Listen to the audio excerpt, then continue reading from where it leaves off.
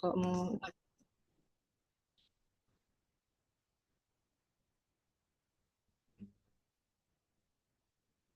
nanti misal start ya, dari awal dulu. Saya start dari awal. Sorry. So today we are going to talk about the five last commandments. 5 perintah terakhir di dalam 10 perintah Allah. So, mari kita baca dari The Beloved and I dulu ya. You shall not kill, you shall not commit adultery, do not steal, do not bear against your neighbor false witness, do not covet neighbor of his house, do not covet his wife, nor his male worker, nor his female worker oxen, nor his donkey, nor anything which is your neighbor's property or labor. Nah, kalau kita melihat dari perintah-perintah ini, maka tampaknya perintah-perintah ini berfokus kepada masalah relasi sosial.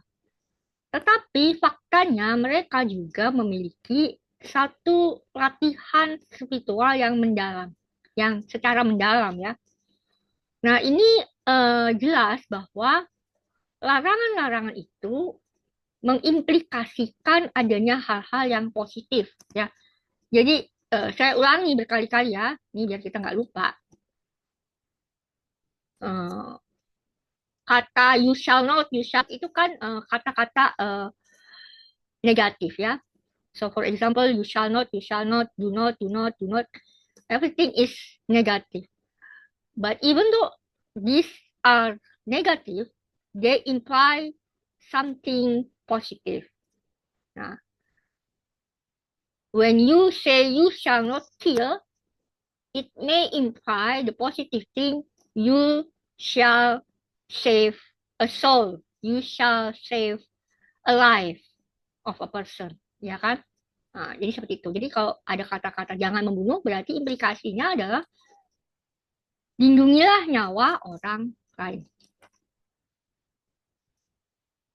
Nah, larangan dari membunuh tidak hanya berimplikasi kepada perbuatan yang kejam, apapun itu, perbuatan kekerasan apapun itu.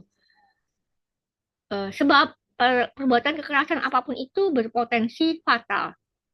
Ya nggak? Melukai orang lain itu bisa jadi bagi kamu memukul itunya nggak keras kok memukul, tapi kalau kamu memukulnya ke anak kecil bisa jadi sangat berbahaya sehingga dia harus masuk rumah sakit misalnya seperti itu kan. Dan atau kamu memukul orang yang memiliki disabilitas atau kondisi fisik yang berbahaya gitu kan. Nah, karena itu makanya disebutnya di sini. Tetapi but also the positive action in view of peace and good relation.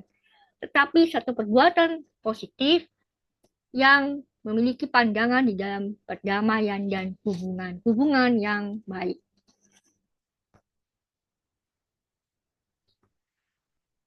Tauhid atau kesatuan Allah yang Allah itu memanggil dirinya aku, mengimplikasikan bahwa tidak ada selain aku.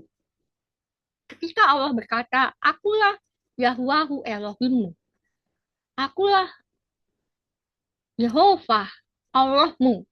Aku itu mengimplikasikan tidak ada selain aku. Nah, jadi hanyalah satu ilusi ketika setiap orang itu mewakili dirinya dengan kata aku. Ini adalah satu aku yang berbeda. Jadi ketika aku bilang aku gitu kan, ini satu ilusi. Dan ketika saya atau tadi dibacakan oleh Romo Agung membacakan kriteria iman, aku adalah Yahwahu. Itu pun adalah satu ilusi yang disampaikan kalau dilekatkan kepada akunya adalah si pembaca. Jadi ini satu distinct I, ya, a distinct I maksudnya itu ya. Nah, itulah sebabnya Ini menjadi dasar yang penting bagi kita terlibat atau berlatih dengan ilmu bela diri, ilmu silat. Sesuatu yang secara esensial berhubungan dengan praktek mistis, praktek mistisism atau spiritualitas. Ya, perintah janganlah membunuh ini memiliki positif, memiliki implikasi positif. Ya, so the commandment of you shall not kill has a positive implication, and that is a self-defense. Dan itu adalah membela diri sendiri atau mempertahankan diri. Ya, itu termasuk mempertahankan orang yang ingin kita lindungi nyawanya. Makanya kemudian dibahaslah ini tentang ilmu bela diri, ilmu silat. Nah, ya menarik ya di sini. Ini untuk mengizinkan seseorang yang akan dibunuh untuk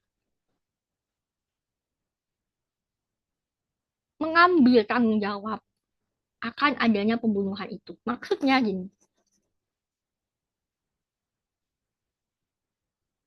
kalau kita udah tahu mau dibunuh, ya pasti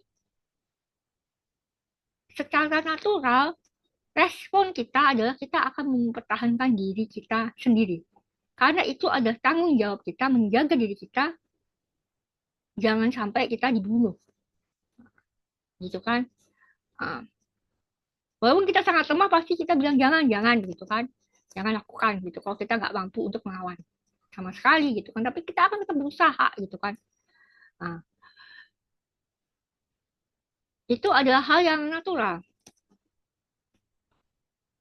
Tapi kalau kita itu katanya ya, kalau kita itu di sini to allow oneself to be killed is to take on responsibility for the killing. Jadi kalau kita bilang ya udah kamu bunuh saya gitu kan. Nah, dia berarti mengambil tanggung jawab itu bersedia untuk dibunuh. Berarti dia sudah bersifat seperti able. Nah, saya membayangkan ini kalau ada kejadian biasanya itu zaman dulu uh, hukuman mati itu kan hukuman mati itu meminum racun ya. Nah, apakah itu termasuk gitu kan? Saya sedang memikirkan itu. Kalau misalnya itu memang dia harus menjalani hukuman itu, mungkin ini tidak termasuk ya. Tapi kalau misalnya dia dipaksa, kamu harus minum seperti itu, padahal itu bukanlah satu hukuman negara gitu kan? Nah, mungkin dia harusnya melawan atau dia tidak meminum itu sampai dia dibunuh gitu kan? Itu kan satu bentuk perlawanan. Nah, makanya dikatakan di sini, however, self-defense must minimize harm to the attacker, which is best resolved through martial arts. Kan, namun demikian, pertahanan diri itu mestilah seminimal mungkin tidak membahayakan yang melawan kita, yang menyerang kita. Nah, ini hanya bisa dilakukan biasanya yang terbaik itu dilakukan dengan silat, ilmu bela diri, ya nggak?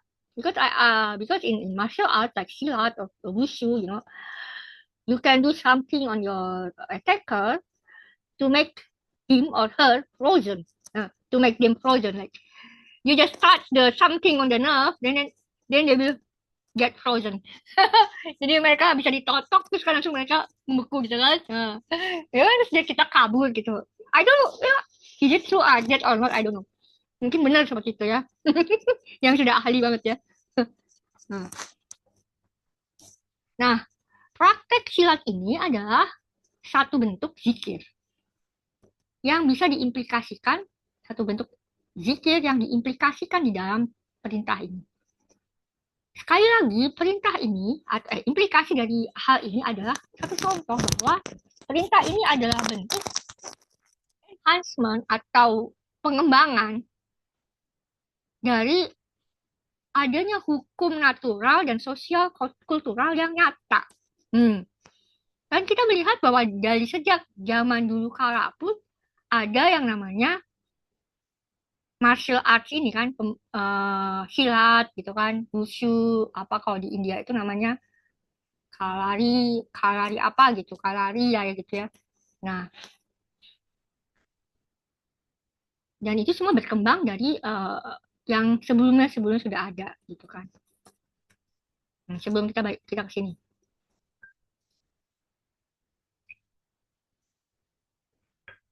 So I want to give an example. I think the earliest text that tells about this martial arts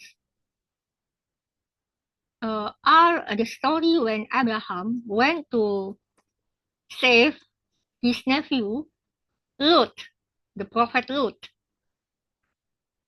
He brought 318 people. He led 318 people to save Lot. Yeah, and I remember the commentary in the Beloved and I is talking about this martial arts. I think something like that, either in the Genesis, or in the book of Jubilee. I think I remember something like that. Ya, jadi kalau di kitab The Beloved and I, kalau tidak salah, serahan tentang Ibrahim itu saat menyelamatkan Lut adalah eh, mengimplikasikan adanya praktek ilmu bela diri ini. Yang kalau di dalam bahasa Indonesia itu silat-silat gitu kan. Ya, itu bahasa kita silat. So in Indonesian language, you have the word silat for martial arts, especially for the silat, for the our traditional martial arts. And everybody knows that silat is from Indonesia or from the Malay archipelago. So usually Malaysian and Indonesians, they have their own silat school. They have so many silat school. And my grandfather, the father of my mother, he was a master of martial arts, of a school of martial art called Setia Hati Teratai, and he is a friend of the founder of Perisai Diri. The founder of Perisai Diri was Mbah Dirjo, and Mbah Dirjo was very famous also in the Netherlands, because in the Netherlands I found out that a lot of Perisai Diri practitioner, masters. So they have opened a Perisai Diri school in the Netherlands. And one day I was talking with brother. I was talking with brother Hafiz, our Daudia friend, our Daudia disciple also. He said that, but he was not from Perisai Diri, nor not from Setia Hati. He was from Satria Nusantara School. So he said like, I know your uncle who teach this Perisai Diri. So I have a distant uncle also teach Perisai Diri. He has nothing to do with my grandfather, no, but because he was from my father's side. But I was like surprised because, so our world is very small because of this martial arts, because of silat. And also I want to tell this, in Indonesia, we can also use the word silat, silat lidah. Silat lidah means the martial arts of talking, the martial arts of tongue. Lidah is tongue, you know. So, so whenever I cannot do martial arts like silat, no, I cannot do like kung fu or wushu, no. But I can do silat lidah, which means I can debate and argue and everything. So that is the term of silat lidah, ya. Nah, sekarang kita menuju kepada hubungan kekeluargaan. Respek kepada hubungan atau penghormatan kepada hubungan kekeluargaan dan hak-hak properti atau hak-hak ekonomi pergi melampaui daripada sekedar larangan-larangan ini.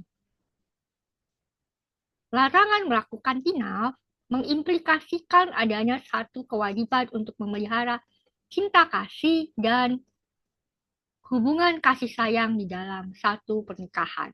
Nah, jadi jadi ini agak berat sebetulnya ya. Maksudnya, aduh sayang banget ini nggak ada Rahmat nih, nggak bisa ceng-cengin nih, adanya Mas Hadi nih. Rahmat dia masih terjebak di restoran Zionis katanya dengan kliennya.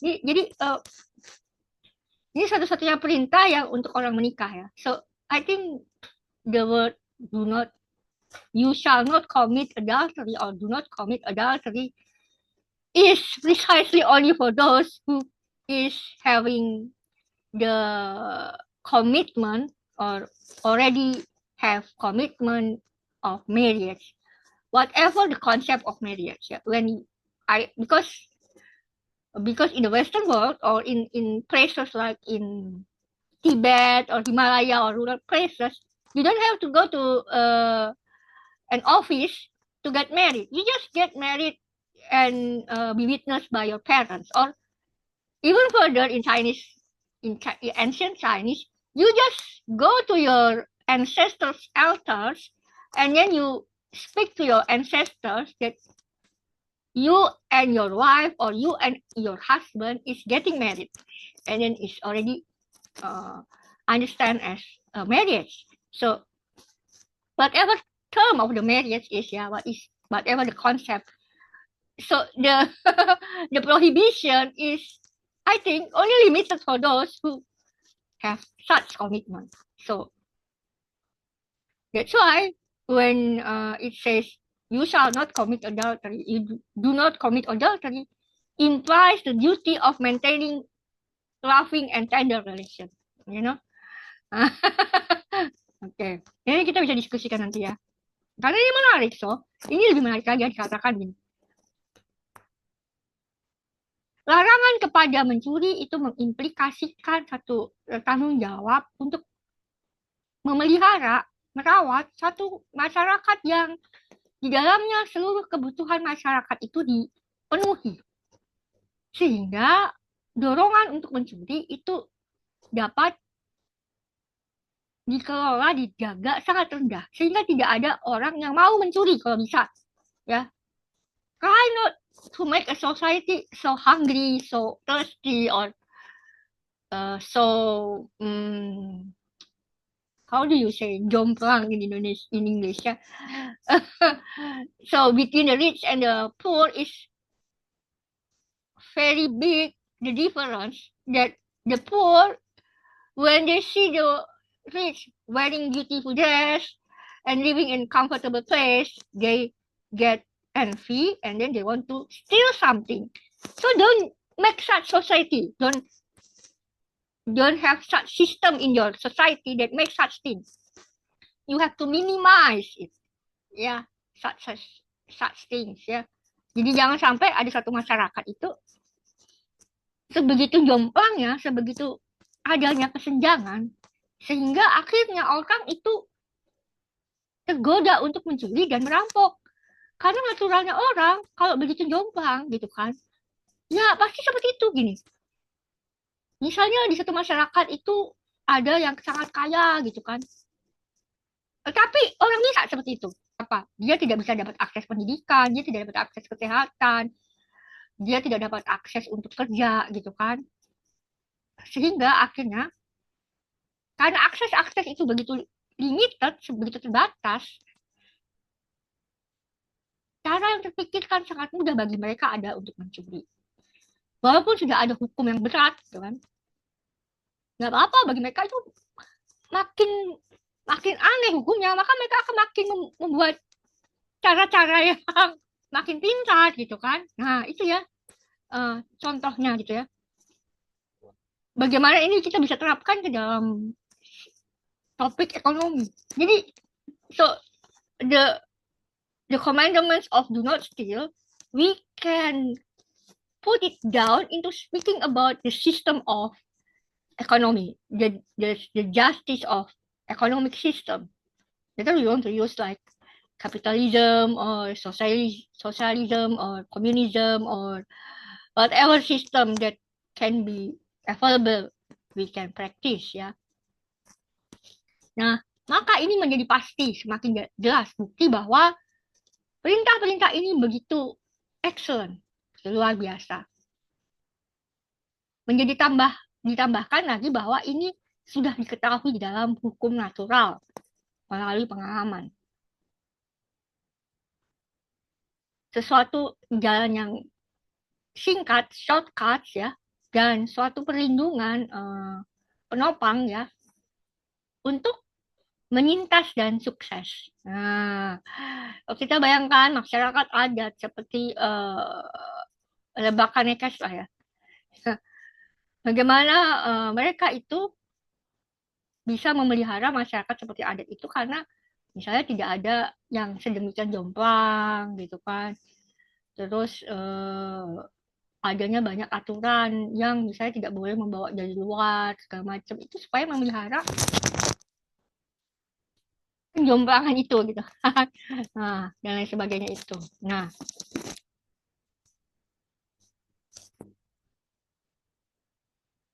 larangan ini ada lagi larangan yang namanya memberikan saksi dusta. Larangan untuk memberikan saksi dusta itu berdasarkan fakta bahwa tidak ada selain Allah yang merupakan hak. Dia ada satu-satunya hak. The only the only hak is al-haq, right? So a false witness is an indictment against reality and thereby against the supreme reality of God. Jadi kalau kita memberikan saksi dusta, maka kita sedang melawan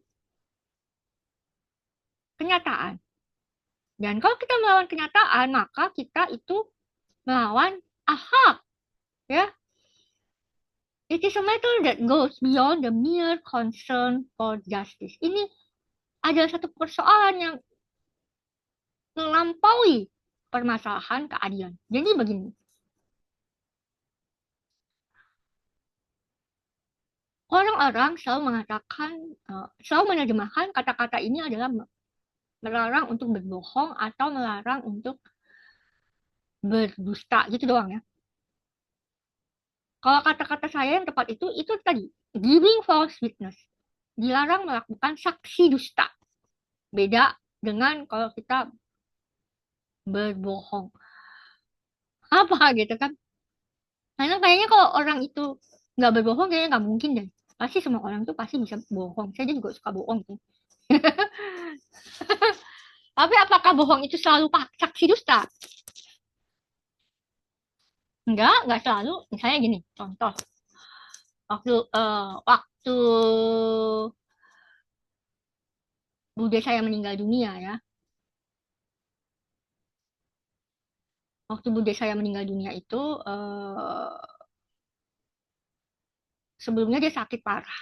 Nah, saat dia sakit parah, maka bergegaslah kakek nenek saya atau orang tuanya untuk datang ke Jakarta untuk melihat dia.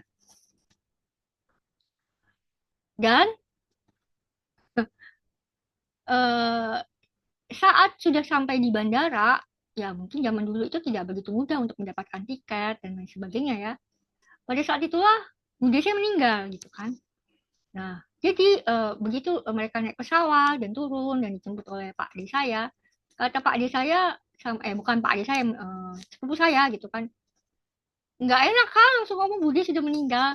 Jadi mereka diam saja, cuma ketika ditanya bagaimana Bude sudah keadaannya, iya Bude sedang menunggu di rumah sakit. Apakah kata-kata itu berbohong? Ayo, saya ingin tahu apakah itu kata-kata berbohong. So, itu kan enggak ya, jadi itu nggak bohong ya. Apakah itu kata saksi dusta gitu kan? Bohong iya kalau bisa iya nunggu kan kesannya kita tuh dia masih hidup. Tapi dia tidak kita tidak sedang bersaksi dusta karena memang Bude masih ada di rumah sakit tapi sudah meninggal. Mungkin rohnya menunggu gitu kan. Gitu ya. So I was just telling about the story when I was little. No, not little. When I was like 17 years old and then my aunt she was dying and then she died. And while she was dying and very sick in the hospital, uh, my grandparents, their his no, not his, her mother and father, going to visit her in the hospital in different cities, from Surabaya to Jakarta, at least 2 hours on the plane. And so while waiting, I think in the past it's not very easy to get tickets or airplanes, yeah. So it's very late, and then they just went to the plane And during waiting in the airport, my aunt passed away. So they went to the airplane and then they uh, get into Jakarta. They arrived in Jakarta, and then my cousin who picked them, she didn't say anything about my aunt. But then they asked, "How is it your aunt?" And then my cousin answered, she didn't dare to tell that my aunt already passed away, so she told her, uh, "My aunt is waiting for you both." So I asked whether this is lying or giving a false witness. I think this is not giving a false witness. Lying is perhaps because we all think that waiting for someone is still alive. But I believe that the spirit of the aunt who was still in the hospital is waiting for her parent to come to see her for the last time. So this is not a false witness, but perhaps it's lying. So I think not all lying is a false witness. I think ya. Nah, sekarang kita bicara tentang yang hukum terakhir. This is the last commandment ya. Larangan memiliki keinginan ingin memiliki yang lain ya. Coveting itu kan ingin memiliki sesuatu. Ngidam. Tetapi punya orang lain. Ngidam punya orang lain, ingin punya orang lain. Ini unik. Karena ini tidak punya hal yang berhubungan dengan satu perbuatan. Ya nggak? Apa sih masa menginginkan milik orang lain itu perbuatan? Kan itu di dalam diri sendiri, di dalam hasrat diri.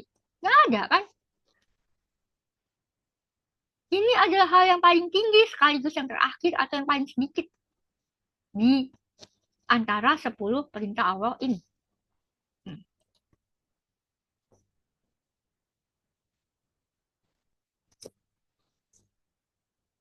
Kenapa? Coba kita lihat dulu apakah contoh-contoh yang disampaikan di dalam perintah itu. The objects not to be coveted are all vehicles of power. Nah, ini menarik ya. Ini mungkin tidak dibahas di dalam pelajaran di gereja-gereja atau sinagog yang lain mungkin. Saya nggak tahu ya, kayaknya sih nggak ada. Soalnya sampai ada orang bilang, kenapa sih tidak boleh memiliki istri orang lain? Nah, ini kan dikatakan di sini bahwa objek-objek yang dicontohkan itu adalah yang dilarang untuk dimiliki, dihasrati untuk dimiliki adalah kendaraan untuk kekuasaan. Mereka adalah properti fisikal, terus juga adalah persekutuan, terus juga adalah kendaraan untuk memperoleh kemakmuran melalui produksi, yaitu adalah pekerja-pekerja, kemudian lembu-lembu, dan selanjutnya akan menjadi seperti mesin-mesin. Dan pada akhirnya adalah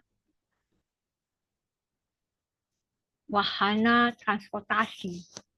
Ya. Dan segala hal yang diletakkan sebagai marketing atau pemasaran di dalam keledai. Nah, kalau kita membaca ini dan kita turunkan ke dalam konteks kita saat ini, berarti janganlah menginginkan milik orang lain, ya kan? Coba saya baca di dalam keluarannya ya. I read it from the Bible, Indonesian language. Keluaran 20.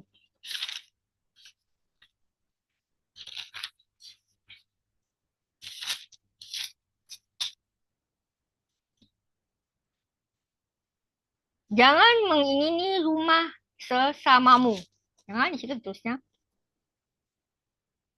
Jangan mengingini istrinya. Jangan mengingini hambanya laki-laki atau hambanya perempuan atau lembunya atau keledainya. Atau apapun yang dipunyai sesamamu. Nah, intinya itu di situ. Apapun yang sudah dimiliki oleh orang lain, itu kamu nggak boleh punya. Nah, ini ya. Terus ini ada benda-benda yang merupakan benda-benda kekuasaan. Pertama, rumah, properti. Itu ada satu wahana untuk kita memiliki satu kekuasaan gitu kan. yang itu bisa memberi makan ego keserakahan kita dan ego kesombongan kita. Terus istri di sini disebut sebagai alliances, ke persekutuan-persekutuan. Nah, kalau zaman dulu tuh kan kita menikah itu juga sama halnya kita mempersatukan dua keluarga besar, dua kabilah, dua kerajaan gimana. Jadi kok kamu itu merebut istri orang lain, berarti kamu sedang mencoba menguasai atau bersekutu dengan sekutu yang baru gitu kan, kabilah yang lain, kerajaan yang lain. Terus juga wahana untuk mencapai kesejahteraan melalui produksi. Ya, di situ kan disebut tuh hamba laki-laki, hamba perempuan. Itu kan kalau zaman dulu yang melakukan produksi pertanian atau pembuatan tembikar atau peternakan gitu kan. Itu kan melalui hamba-hamba dan pekerja laki-laki ini gitu kan. Kemudian eh, kalau zaman sekarang lembu dan keledai ya, lembu itu mungkin bisa jadi adalah seperti produk-produk pertanian atau kimia atau perobatan, ya kan, pengobatan gitu kan. Ah, farmasi kalau kita punya industri farmasi. Keledai itu kalau misalnya zaman sekarang mungkin adalah motor, mobil, truk, dan juga segala bentuk sumber daya lain seperti misalnya kita punya em, perusahaan iklan gitu kan, kita punya komputer untuk menyebarluaskan iklan tentang produksi kita kayak gitu. Makanya di sini ditulisnya sebagai vehicles of transport and marketing embodied in a donkey. So, it is very interesting it says, why it says do not covet your neighbor's house and nor covet his wives. Why? Why? Why not husband? Because maybe in the past and in that context was patriarchal and also was patrilineal and mostly patrilineal and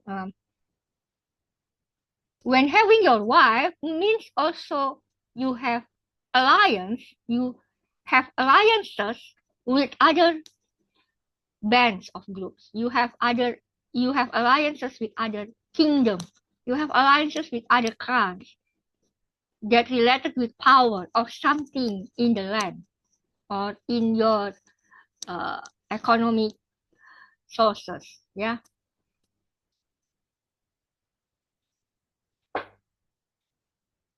Untuk menginginkan hal-hal ini yang merupakan milik orang lain itu berarti engkau memasuki hubungan yang kompetitif. Iya dong. Kalau kamu ingin istrinya, jadi kamu berkompetisi untuk merebut hati istrinya. Kamu inginkan bagaimana caranya kamu bisa menguasai itu rumahnya dia. Terus kamu akhirnya gimana nih caranya membuat dia bangkrut supaya dia jual rumahnya, misalnya gitu. Terus kamu inginkan pekerja-pekerjanya sama, kamu bikin dia bangkrut supaya dia jual hamba-hambanya itu, kamu yang beli, gitu kan? Itu kompetitif gitu. Nah,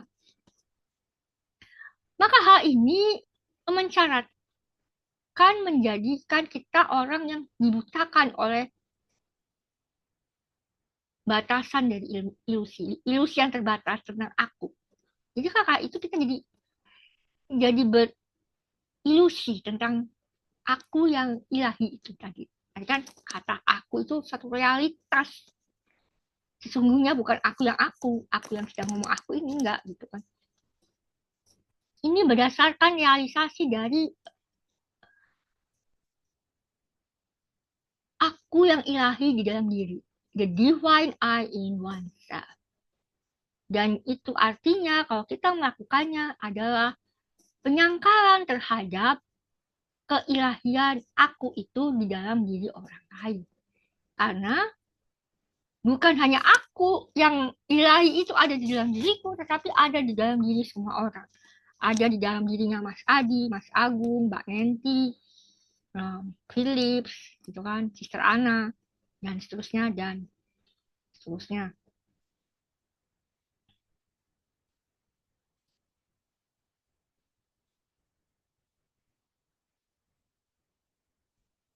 Kita lanjut ya.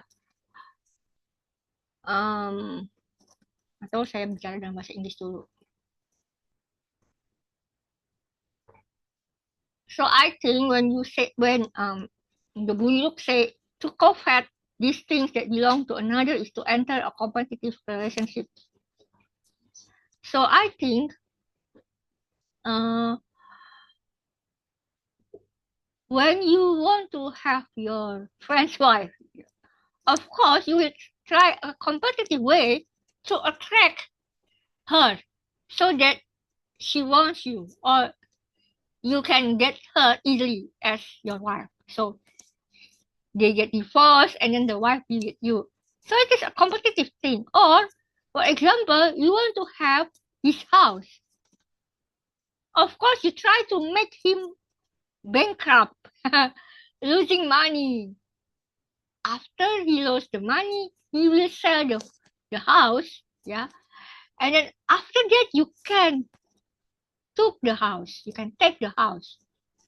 And then also, like, you want to have his labors.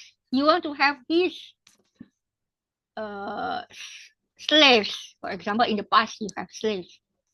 So you can again make him bankrupt.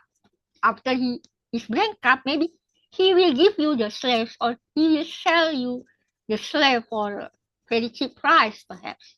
Or all the workers you go to use so they can work with you. So this is very competitive. This is what the buruk means, ya. Jadi ini satu pemikiran yang kecil bahwa untuk mewajibkan realisasi bahwa semua orang sesungguhnya adalah sama, serupa, dan maka kalau engkau menginginkan milik orang lain, itu akan mengeliminasi atau menghapus atau menyingkirkan sesuatu yang basic ini diketahui. Dan karena itulah itu ada penyangkalan terhadap realitas dan satu hal yang destruktif, yang merusak. Karena kita tidak lagi menyadari bahwa di dalam diri orang lain itu ada Tuhan. Ya, bahwa bukan hanya aku atau roh ilahi itu ada di dalam diri saya, tapi juga ada di dalam diri semua orang. Terus kamu itu ngambil istrinya Mas Adi, kamu ngambil rumahnya Mas Agung, kamu ngambil sapinya Mbak Nenti, kamu ngambil keledainya Mas Philip gitu kan. Berarti kamu nggak nganggap ada roh-roh Allah di dalam orang-orang yang kamu ambil barangnya itu.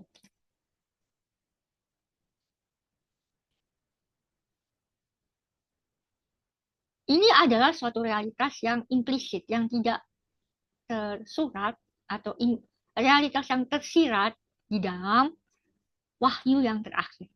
Yang secara pasti membawa kita balik ke dalam lingkaran yang akhirnya membawa kita kembali ke perintah pertama. Nah, menarik ya. Jadi kan perintah pertama adalah atau kata-kata Allah yang pertama itu kan I am Yahuwahu, your Lord, your God. And then the last commandment is do not covet your neighbor's own, whatever your neighbor's own, ya. It actually come back to that saying that Yahuwahu or God is the only reality. Then you cannot take anything from whatever others have. You cannot take the belonging of others. Because when you take it, or when you just take them from them, then you deny or you even reject that there is only one reality, that is I. Ya, jadi itu seperti lingkaran, itu menarik ya. Jadi kata-kata perintah itu kayak, oh, makanya perintah yang terakhir itu sedemikian spiritual, sedemikian tidak ada hubungannya dengan perbuatan, tapi ada di dalam pikiran dan niat. So the last commandment related with your intention, niat in Arabic, in Indonesian language, in Malay language is niat. So in Turkey, I think niyas, yeah, niyas. And then mm, so it is very deep. The last commandment is nothing to do with action yet, not action yet, no, but started from your intention, yeah, started from your niat. Then in that niat will relate you to the first commandment, to the first word that Allah was saying in the mountain of Sinai. I think that is, I hope it is clear now, by now. Nah, makanya, dekal bisa dilihat sebagai satu lingkaran. Nah, mengikutinya itu seperti mengikuti satu tarian lingkaran derwish. Tetapi itu lebih baik dilihat sebagai tarian yang spiral, yang mengakibatkan atau membuat satu percikan api di dalam jiwa manusia yang akhirnya membakar ilusi yang memisahkan antara kita dengan Tuhan. Sehingga kita kembali ke dalam hati Tuhan, ke dalam ruh Allah itu.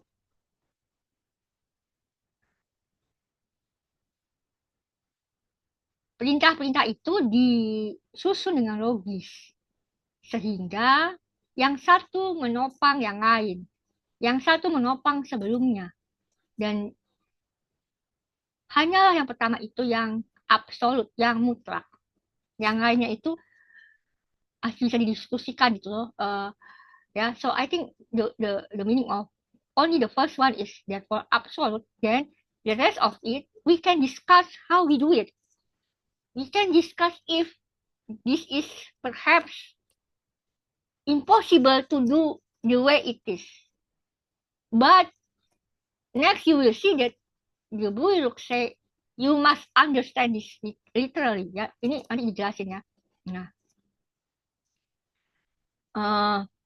jadi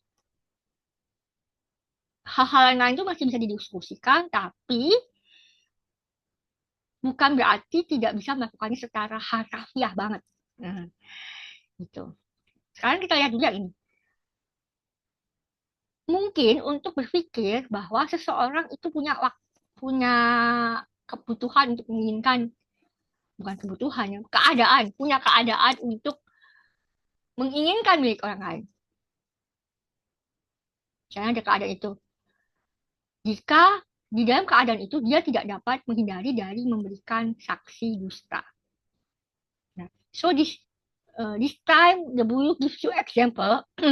This time the Buyu gives you example if there are things that we have to violate the other commandments besides the first one. Ya.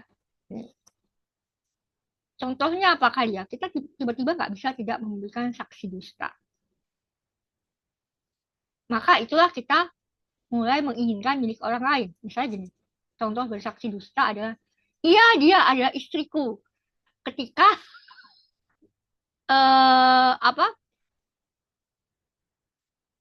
kamu itu mungkin ingin melindungi dia, jadi kamu ngomong bahwa itu istriku, gitu kan? Nah, ketika kamu ngomong seperti itu, mungkin saja akhirnya kamu timbul keinginan, iya, dia istri gue gitu, dia mati. Ada mulai terpecik seperti itu. Nah, ya. Kan kalau kamu ngomong seperti itu, konsekuensinya apa, buktinya gitu kan. Akhirnya kan dibikin berbagai cara supaya benar-benar bisa untuk membuktikan bahwa dia istriku. Padahal tujuannya adalah untuk melindungi orang ini. Ya nggak?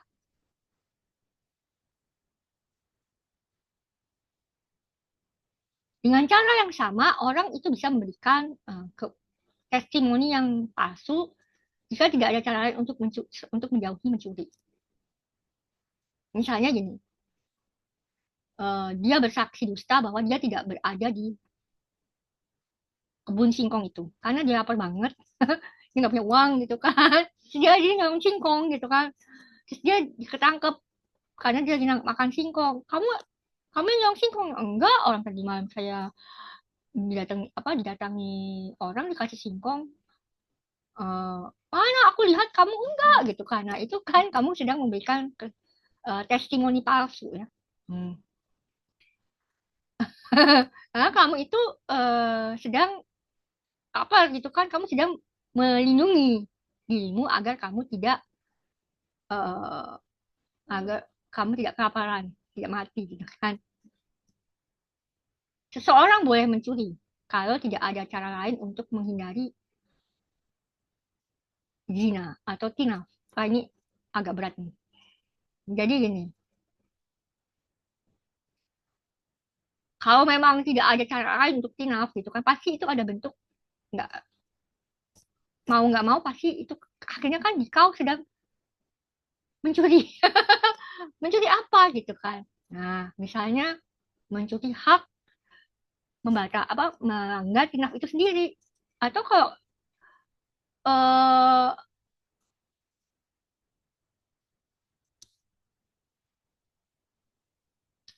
gimana nih menjelaskannya ya. Misalnya memberikan di dalam akta itu sudah ada akad nikah. Kemudian suaminya pergi jauh gitu ya. Suaminya pergi jauh, tentara, nggak jelas kapan pulangnya gitu kan.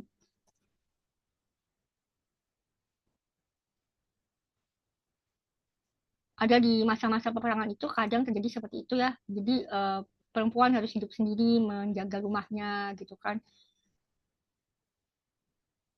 Akhirnya supaya dia tetap bertahan hidup dan anak-anaknya tetap hidup, akhirnya dia tinaf dengan penjajah yang ada atau orang asing yang ada. Nah, dari situ dia kemudian boleh mencuri, misalnya mencuri barangnya laki yang dia harus terpaksa tidur dengan itu. Itu untuk melindungi dirinya, dia tetap bisa survive dirinya dan anak-anaknya. Itu terjadi dalam masa-masa penjajahan di berbagai tempat ya. Aku banyak mendengar cerita-cerita seperti itu. Nah, karena itu di sini orang boleh melakukan tinaf kalau tidak ada cara lain selain menghindari pembunuhan. Jadi kalau kamu itu tidak bisa melawan gitu kan, tidak bisa melindungi diri gitu kan, itu yang dilakukan perempuan tadi gitu kan, memberikan dirinya berhubungan seks dengan penjajah itu gitu kan, atau orang asing itu ketika suaminya itu pergi jauh menjadi tentara, tidak bisa melindungi dirinya. Hmm. Ini banyak contoh ya. Jadi sudah di dalam kehidupan nyata yang tujuannya kembali kepada niat. Niatnya adalah kita tidak menginginkan milik orang lain, tapi kita menjaga self defense. So whatever the examples here given by the book, yeah, for example, you can have covet, things others, yeah, uh, and then you give false witness, and then you're stealing, and then you commit adultery. All of this back to the come back to the intention. If your intention is to self-defense, you want to avoid killing.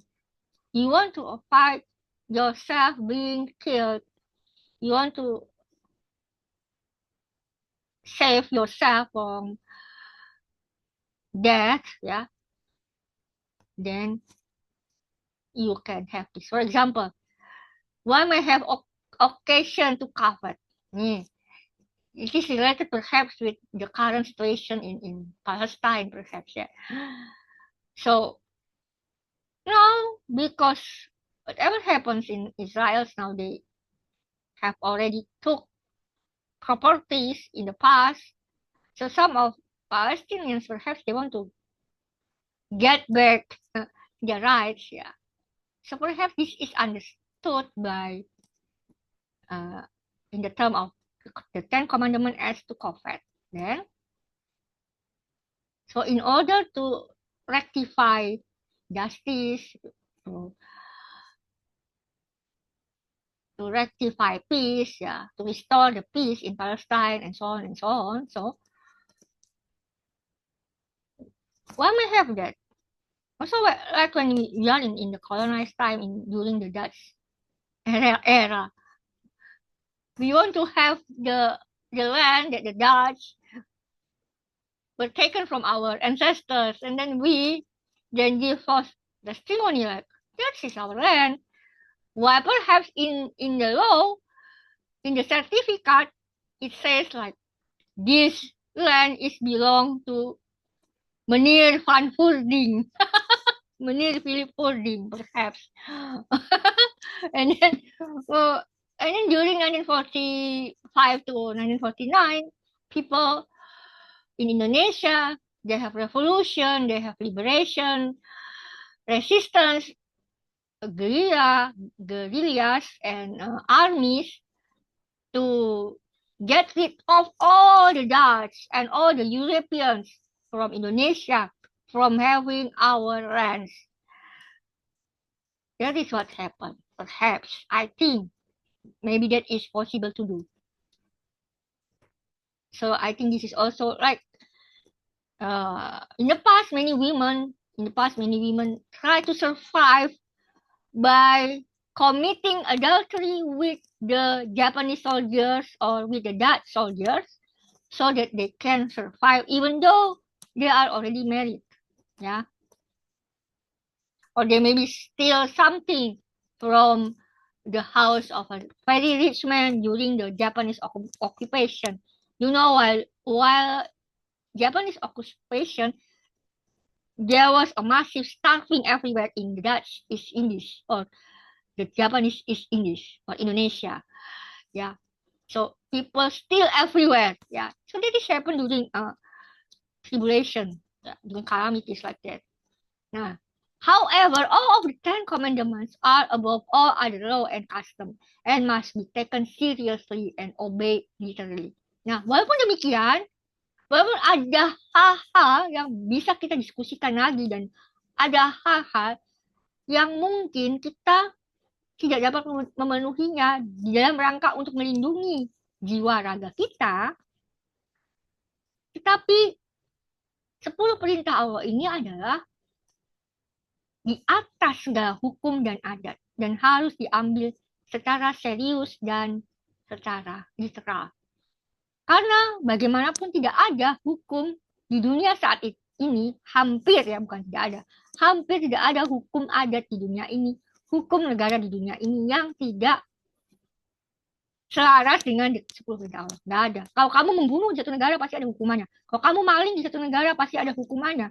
Kalau kamu misalnya menyebabkan ketidaktertiban di sebuah negara dengan mengatakan aku ada agama yang paling benar, agama yang lain salah, terus kamu bikin keributan, ada hukuman untuk itu juga. Jadi kayaknya hampir nggak ada ya zaman sekarang itu hukum negara itu yang tidak selaras dengan 10 perintah Allah. Maka 10 perintah Allah itu bisa dipahami, wah ini hebat banget di atas semuanya gitu kan, karena itu ada basic dasar esensi dari semua hukum adat dan hukum negara. Nah, selanjutnya they are not likely to be interpreted, for example, by committing an act of violence because of some perceived act of dishonor perpetrated on one's friend. Jadi itu tetap saja tidak bisa diterjemahkan secara ngawur. Misalnya begini, ada orang yang meremehkan, melecehkan orang tua kamu, ya kan? Atau ada orang yang mungkin membacok orang tua kamu tapi orang tua kamu masih hidup gitu kan, bisa aja gitu kan, tapi kamu balas dendam, nggak boleh itu. Kamu datang ke itu ya orang Madura gitu kan bawa celurit gitu. Oh kamu itu ini kok ibu bapakku, nggak boleh seperti itu, tetap tidak boleh. Itu memahaminya beda, niatnya kan beda, udah beda, bukan lagi melindungi. Nah,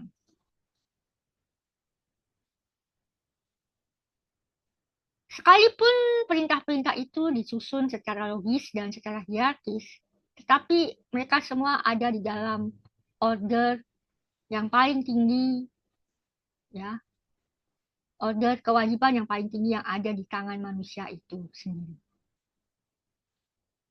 Untuk melanggarnya, untuk reason apapun, itu akan menghasilkan satu kerusakan, ya, atau kehilangan yang tidak dapat dipulihkan.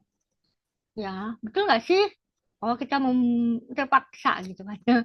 Kita lagi mau diperkosa terus kita ngebunuh gitu kan. Ya nggak akan bisa balik lagi kan orang yang kita terpaksa bunuh karena kita sedang membela diri kita saat kita mau diperkosa. Atau kita udah mencuri singkong karena apa?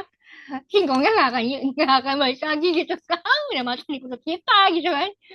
Nah, terus kita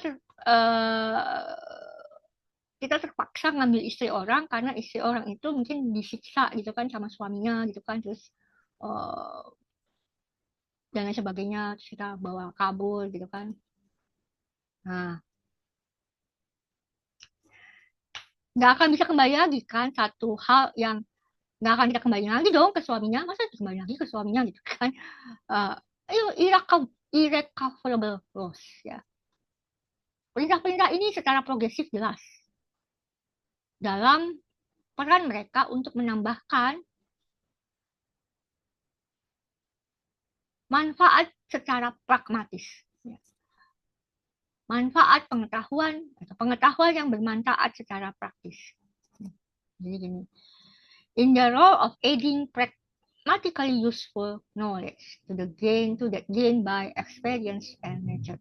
Ini menambahkan pengalaman yang bermanfaat secara pragmatis tentang apa-apa yang sudah kita dapatkan dari pengalaman dan dari hal-hal yang alamiah, dari hal-hal yang fitrah kita sebagai manusia. Mengambil premis ini sebagai kriteria yang memandu kita, maka kita bisa mengatakan di dalam kesimpulan bahwa Descartes itu unik. Ya, Descartes itu secara nilai itu unik, uniquely valuable in its content, berharga secara unik di dalam kandungannya.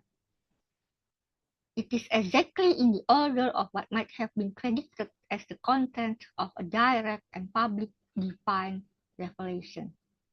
Inilah hal yang pas di dalam susunan yang kita sudah prediksikan sebagai satu kandungan dari wahyu ilahi yang bersifat langsung dan bersifat umum.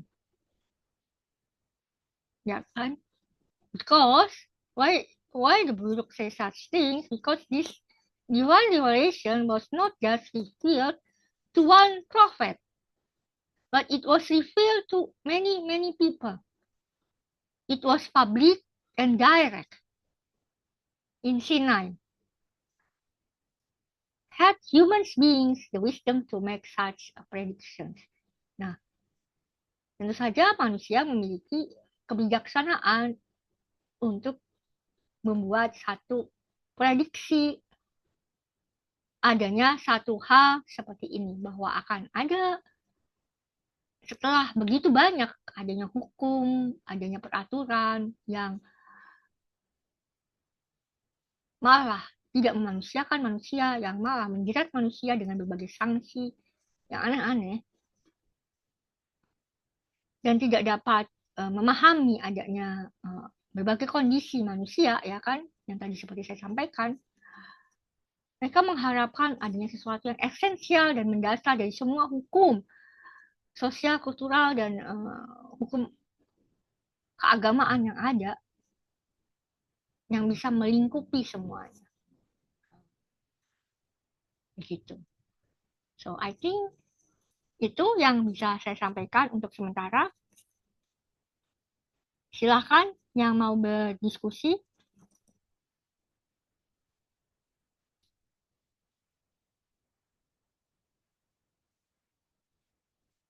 Yes, please, if anyone want to speak, Mas Adi atau Mas Agung atau or perhaps Brother Phillips, you want to share anything here as a senior? Or yes, please, let's have some discussion. Ya, Mas Adi, apa kabar, Mas Adi?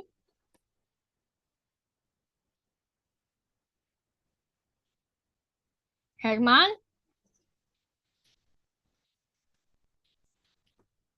Herman masih di tempat yang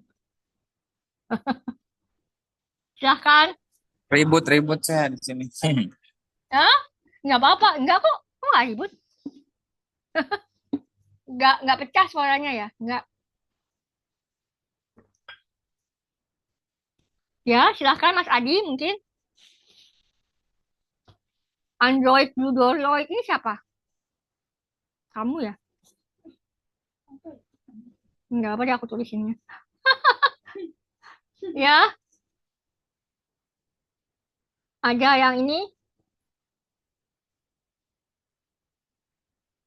Nanti.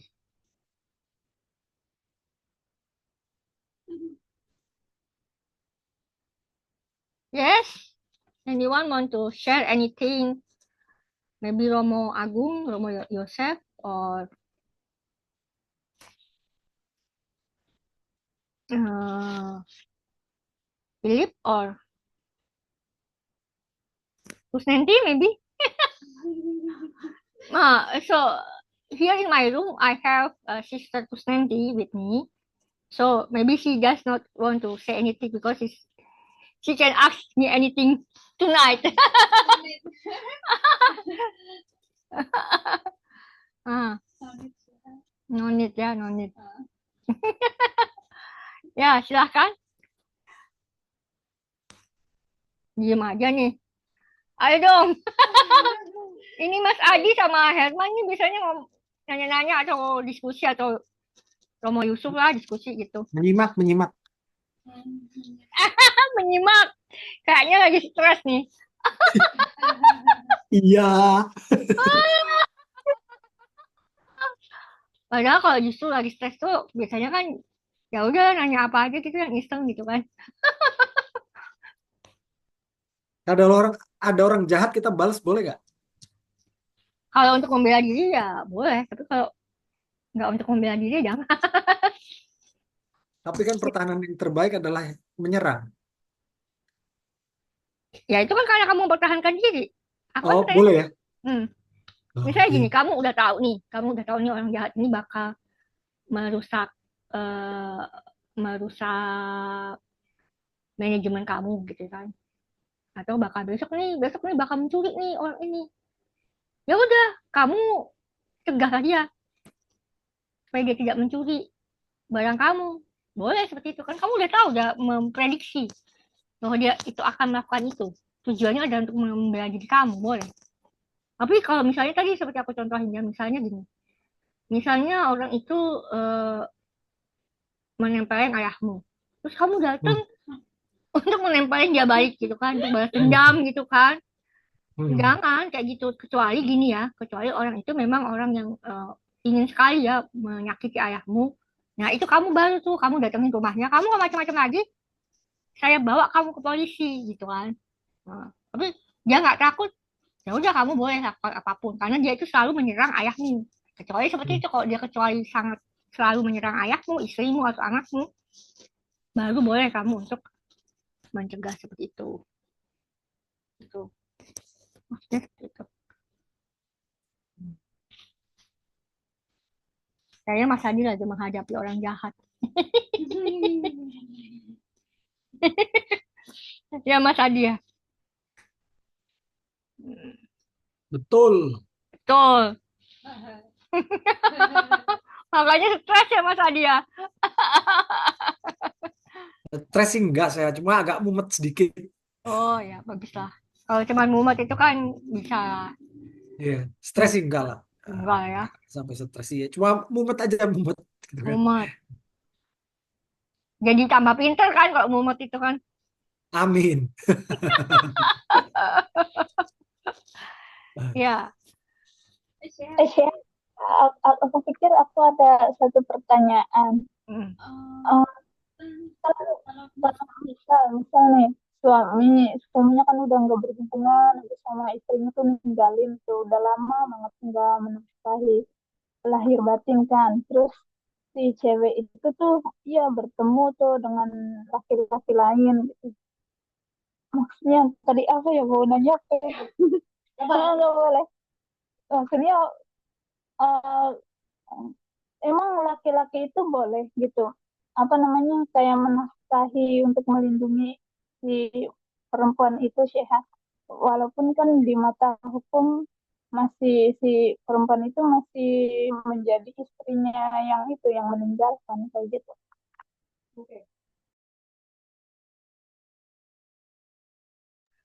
So this is a very, very interesting question. Very practical one from our sister, Afia, here. Especially as a woman. Maybe you men did not ever think about this. Yeah. So she asked this.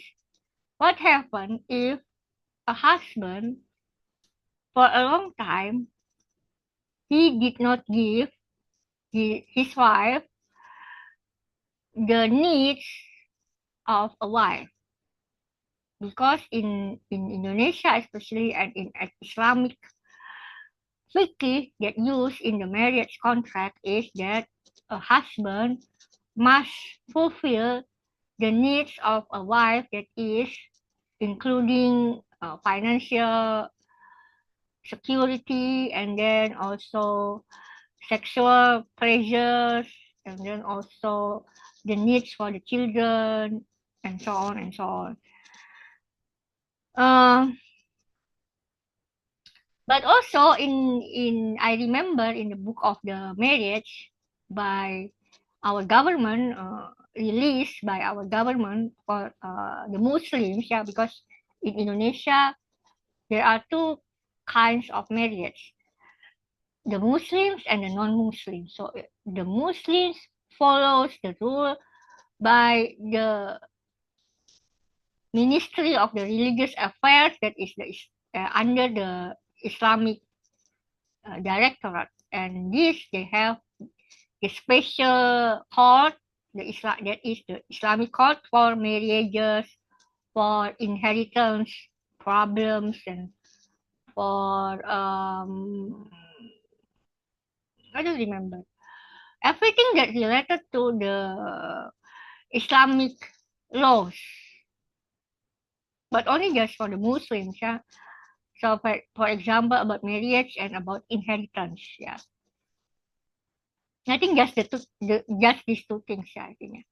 But if in among non-Muslims, they have their own court, that is the general court. So for example, Christians, Hindus, Buddhists, and indigenous believers, they are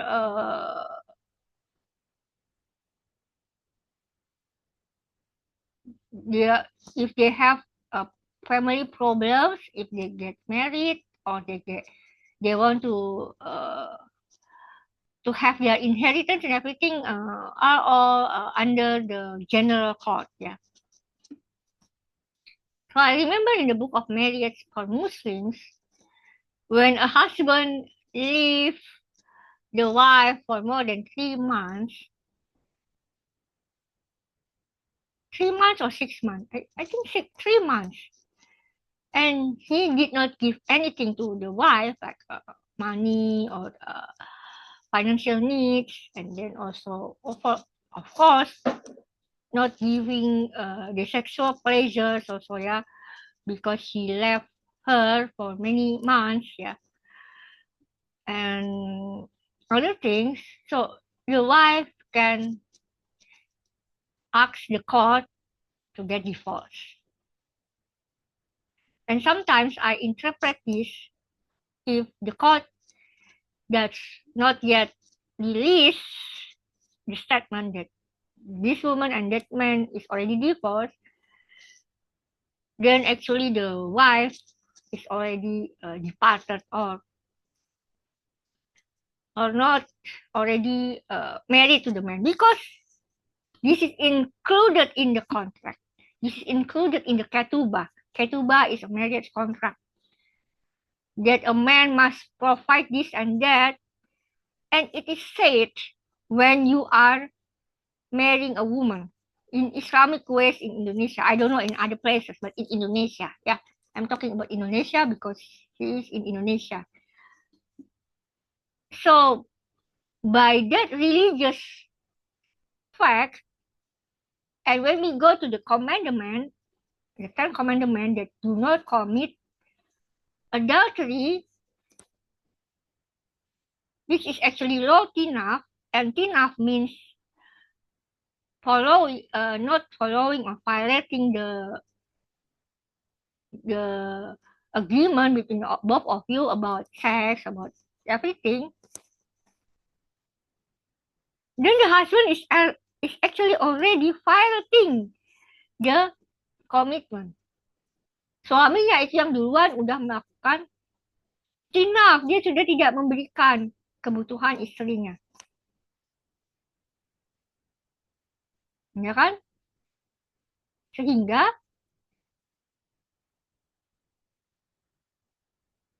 kalau seorang suami itu sudah tidak melakukan akadnya, apakah istrinya itu harus sabar gitu menunggu? Kalau mau sabar, masih cinta gitu kan, masih percaya suaminya itu baik-baik saja, ya nggak apa-apa. So I said like this, if you want to be patient to wait for your husband, you wait for him, and then you still talk with him, and then perhaps your husband is still very poor, cannot give you financial needs, or he's in the military camps, he cannot come back to you. I think it is worth it if you want to wait. But if your husband did not come back for you for 6 months or more, even a year or 2 years, then he didn't give you anything, financial needs that he promised he will give you during the ketubah. And then he will never give you the sexual pleasures exclusively for you. And then you saw him with other women. Of course, you have the right to divorce him. Maybe better you wait by the court. But in other words, you need to survive because you're just a woman. Okay, you can get money, but then you can work by yourself. Many women just not today like that. But maybe it's really not enough. And then maybe, like in Indonesia, I don't know, because different in other countries. In Indonesia, when you are working, you have to leave your children to someone else. You don't have daycare. You don't have nursery here in Indonesia. It's very expensive here, daycare and nursery. It's very, very expensive, and low-income women, they don't have the access to get this daycare. So, by this, then the money you get when you are a single mother is very less. Unless you leave your children with your family, like your father, mother, in-laws, or sisters, or brothers. Most people like that in Indonesia. Like many women go to Arab, Saudi, Singapore, Hong Kong, Taiwan. For example, Sister Nancy also went to Hong Kong and Singapore. She left her children in the house of her mother-in-law and now her father, so that she can earn money now. Is this even fair for her? While her husband share her property to other women and then share her body to other women. Is this fair? While she needs other men to protect her, to also provide her for some more money. So if I am the judge, now I will say, yes, you are already divorced, even though your your letter for the court is still in waiting list until February, you can prepare yourself from now, or other women perhaps prepare from now to receive other helps because you really need it to survive. Okay? It's nothing to do with deceiving the divine eye. No, but be realistic. You need to survive with money today. You have to you have to survive with your children, with your perhaps poor parents, and your parents is sick, for example, like that. And yourself is not so strong to work so much, and etc. etc. Yeah. Don't hesitate to take this decision that you are divorcing your husband. Yeah. It's not uh, it's not violating the decalogue. It's annulment or eliminating the agreement itself because the other part, that is your husband, that is the husband, is the one who violating the ketubah, the agreement, not providing you more than 3 months, more than 6 months, even years, not providing you money and leaving you alone with your children. Yeah, that is the case. In religious way, in spiritual way, of course, you have to wait if you want to do it legally or formally before the state law. Ya, kalau mau melakukannya secara di depan hukum, ya harus menunggu sampai hukumnya ini. Tapi kalau dari sekarang itu mau punya pacar, terus pacarnya memberikan kamu uang, nggak apa-apa, terima aja. Ya nggak sih, realistis aja sih. Ya, ini kayaknya tadi aku dimarahin nih sama Mas Adi nih. Mas Adi kan ninggalin istrinya nih di sana. So, okay. So this is why for husbands and wives who live long distance relationships, like some of you here, you have to make a new agreement between the two of you.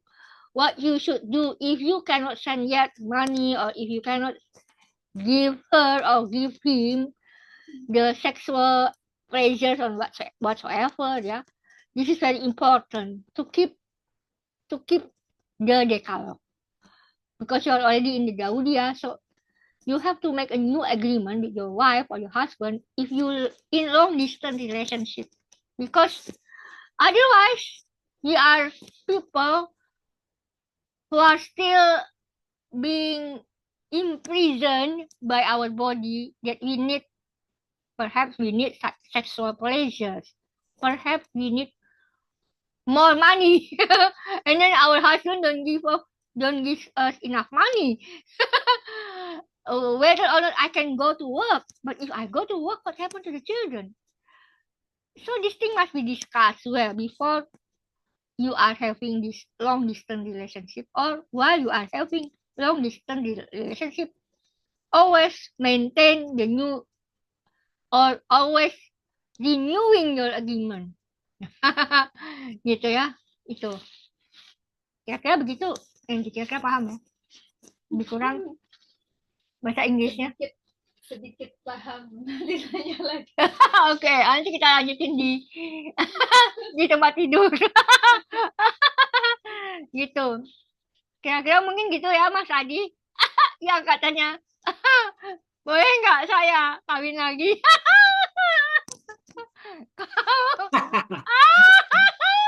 Kasihan Rahmat.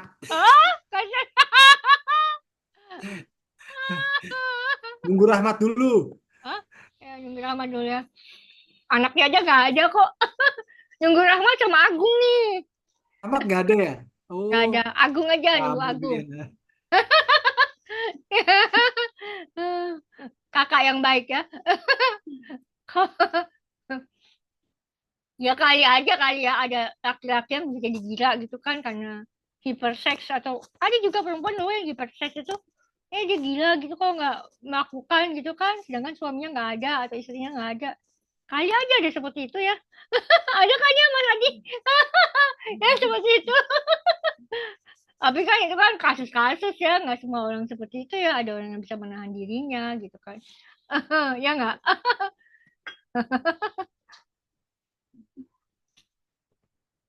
Ya, ada lagi yang mau dipertanyakan? Yang mau didiskusikan?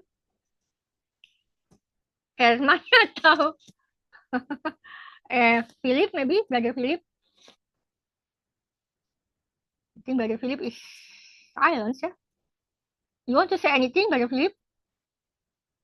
No? Oke. Herman, nggak ada lagi yang mau kita bahas? Agung, kalau nggak ada kita tutup ya.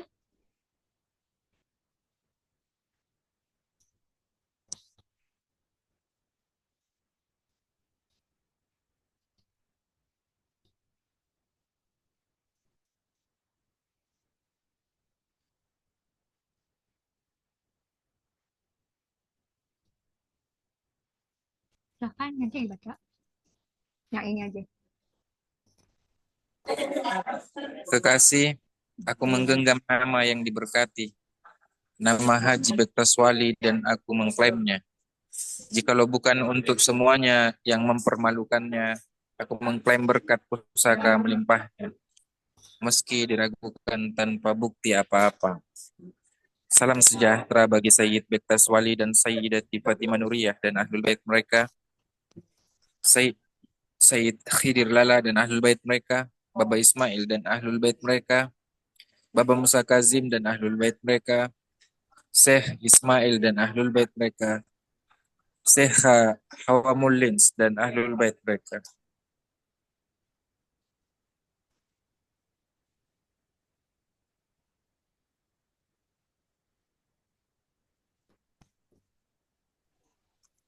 Praise be to all of us and our present living Mursid. May Elohim protect us, guide us, nurture us under the guidance of the four great peers Al-Qaid, Enoch, Elijah, Christ, Al-Mahdi. May they guide our Mursid Salih Haidar and his Ahlul Bayt, Sekumail and his Ahlul Bayt, Jahab Siva and her Ahlul Bayt, especially to all takers in Indonesia. May you give all of us strength to life and resilience.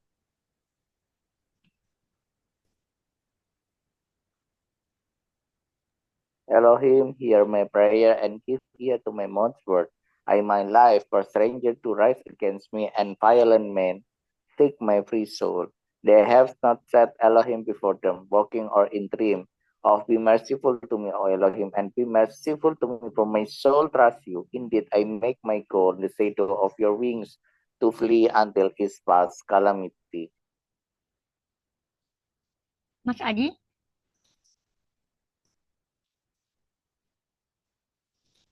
Bismillahirrahmanirrahim. Semoga Allah merahmati ibu bapa kami, simbah kami, buyut kami, canggah kami, wareng kami, udek-udek kami, gantung siur kami, gerobak sentai kami, debok bosok kami, gali asem kami, gerobak waton kami, ceneng kami, giang kami, cumpleng kami, ampleng kami, menyaman kami, menyamanya kami, terah tumrah kami, dan seluruh leluhur dan nenek moyang kami. Semoga Allah meridhoi mereka semua.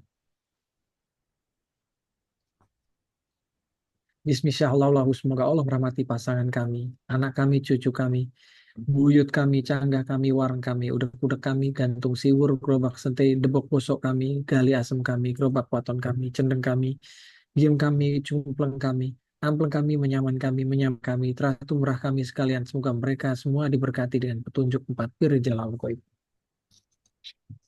Beloved, I seek the blessing of the word that God gave feet upon David from faith of beast and birth to rule with rod of iron and your rod's truth. I sought the blessing when I was a youth, and seek it now and always faithfully. Bismillah Allahu. Beloved, I feed upon your mercy when I wake from troubled slumber among men, and when I walk the marketways and see the busy earth progressing around me, I feed upon your mercy. Even then, Bismillah Allahu. May Elohim do good to us, and may He mind His part in us of Abraham, Isaac, and Jacob. His faithful servants come to shake up May He give all of us a heart to worship Him and do His part with courage and a willing mind. May He open our heart, not blind to His law and His commandments. And may He bring peace in our tents. May He hear our prayers and reply, not leaving you in time to die. We are now praying for all here. Pada malam ini, marilah kita mengajukan doa-doa khusus yang kita panjatkan kehadirat Allah Subhanahu wa Ta'ala. Semoga kiranya 4 pembimbing kita yang masih hidup mendoakan kita. Semoga kiranya Maha Guru kita, Maha Guru Khidir, Maha Guru Elijah, Sang Pir Yesus Kristus, dan Datuk kita Imam Ahmadi mendoakan doa-doa kita dan mendoakan kita. Doa apapun yang saat ini kita butuhkan, dan biasanya kita sangat-sangat harapkan karena kita berada di dalam keputusasaan dan kegelisahan. Dan kita bingung untuk bagaimana menghadapi situasi-situasi ini. Terutama persoalan-persoalan finansial, masalah kesehatan, masalah hubungan pekerjaan, masalah kita dengan sesama manusia, dan hubungan dan tuntutan-tuntutan masyarakat terhadap kita. Dan bagaimana juga kita melihat, menyaksikan, bahkan kita sendiri yang mengalami penindasan dan ketidakadilan. Namun kita tidak dapat berbuat apa-apa saat menyaksikan itu, kecuali perbuatan-perbuatan yang tidak bisa konfrontatif. Karena itulah, semoga kiranya Engkau ya Allah memberkati dan melindungi bangsa-bangsa di mana teke-teke Daudiah khususnya berada di Indonesia, di Finlandia, di Amerika Serikat, di Belanda, di Pakistan, di Turki, di Australia, Inggris, dan lain sebagainya. Semoga kiranya Engkau menolong saudara-saudara kami yang berada di Palestina, khususnya dan di negara-negara lain yang mengalami penjajahan dan perang juga seperti halnya di Palestina. Semoga pulihkanlah ya Allah, pulihkanlah mereka yang adidaya ini, yang sangat berkuasa ini, dari kezaliman mereka. Pulihkanlah orang-orang yang ada di Israel sana, sehingga rakyat Palestina dan kita semua memperoleh kembali keadilan kita. Dan juga adidaya-adidaya lainnya. Kiranya kami semua dikeluarkan dari berbagai macam penindasan dan penjajahan atau perbudakan. Dan selama kami tetap harus berjuang di dalam keadaan kami ini, berikanlah kepada kami semua, berikanlah juga kepada saudara-saudara kami kekuatan, kesabaran, keelingan, kewaspadaan, dan kasih sayang. Bantulah kami dalam memulihkan dan melalui segala persoalan lingkungan hidup yang kami harus hidup dengannya. Persoalan lingkungan, masalah lingkungan hidup, persoalan perubahan iklim, gelombang panas maupun gelombang dingin. Pada saat saya membacakan Al-Fatihah ini, marilah kita mengirimkan Al-Fatihah kepada orang tua, saudara yang kita kasih. Let's say Al-Fatihah in our hearts and send it to our parents or those who have passed away that we love him and remember them in our hearts. Kita mulai. In the name of God, most gracious, merciful, all praise is God's, Lord of the universe, most gracious Lord, and Lord most merciful, King of the day of judgment, we rehearse to you alone our worship and petition. Guide us, O Lord, in your right admonition, in ways of peace, in your bounteous fruition, not in the path to know your wrath, nor in the way whose steps go to perdition. Amin. Rabbana atina fid dunya hasanah wa fil akhirati hasanah wa qina azabannar. Amin amin ya robbal alamin. Allahumma sholli ala Muhammad wa ali Muhammad wa ajil farajahum. Rabbi Muhammad alim. Terima kasih semuanya. Sampai jumpa hari Minggu. Rahmat. Terima kasih. Ya, Terima kasih. Selamat malam. Selamat jangan istirahat. lupa. Ya. Mm-mm. Ya. Semoga jangan lupa ya hari. Mm-mm.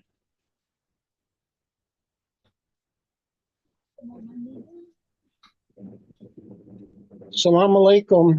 Waalaikumsalam. See you again if you can come Sunday or next week ya. See you brother. Thank you.